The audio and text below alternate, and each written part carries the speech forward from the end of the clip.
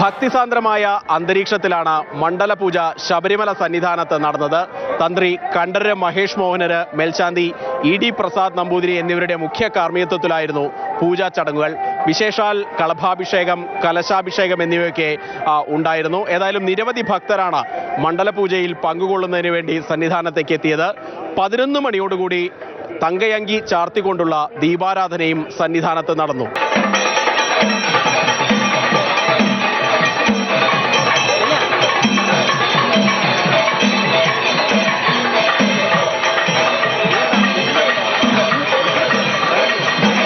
ഇന്ന് രാത്രി ഹരിവരാസനം പാടി നടയടക്കുന്നതോടുകൂടി മണ്ഡലകാല തീർത്ഥാടനത്തിന് സമാപനമാകും.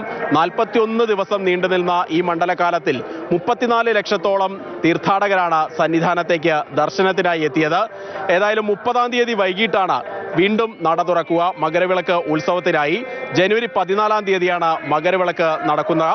വലിയ പരാതികളില്ലാതെ ഇത്തവണത്തെ മണ്ഡലകാല തീർത്ഥാടനം പൂർത്തിയാക്കാനായി എന്ന ആത്മവിശ്വാസത്തിൽ തന്നെയാണ് തിരുവിതാംകൂർ ദേവസ്വം ബോർഡ്. ഇനി മകരവിളക്ക് ഉത്സവത്തിനായുള്ള കാത്തിരിപ്പാണ്. സന്നിധാനത്ത് നിന്നും ജയചന്ദ്രനൊപ്പം കെ വി ശ്രീധരൻ, മാതൃഭൂമി.